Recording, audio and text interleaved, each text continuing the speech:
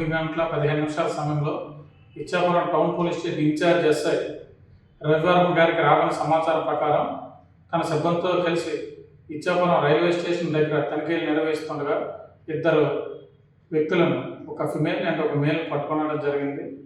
వాళ్ళ దగ్గర తనిఖీలు నిర్వహించగా వాళ్ళ బ్యాగులో సుమారు 29 కేజీల గంజాయి సీజ్ చేయడం జరిగింది. వాళ్ళ పేర్లు కనుక్కునగా ఆ ఫిమేల్ ఆవిడ తన పేరు సంయుక్తా దాస్ అని, ఆవిడ village Patapur village, Ganjam district అని తెలియజేసింది.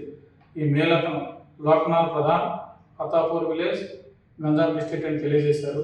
వీళ్ళేమో ఈ గంజాయిని కునుపండ అనే వ్యక్తి, ఆమె స్త్రీ దగ్గర, ఆవిడది కొదలా బ్లాక్లో నివసిస్తున్న ఆవిడ దగ్గర గంజాయి కొని గుజరాత్ సూరత్ పట్టుకెళ్తుండగా పట్టుబట్టడం జరిగింది.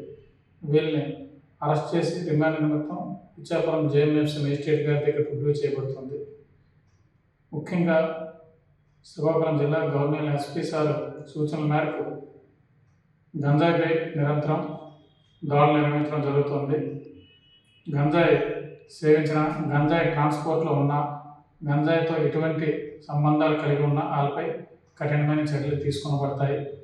కావున యువత గంజాయికి చాలా దూరంగా ఉండాలని కోరుకోవడం జరుగుతుంది.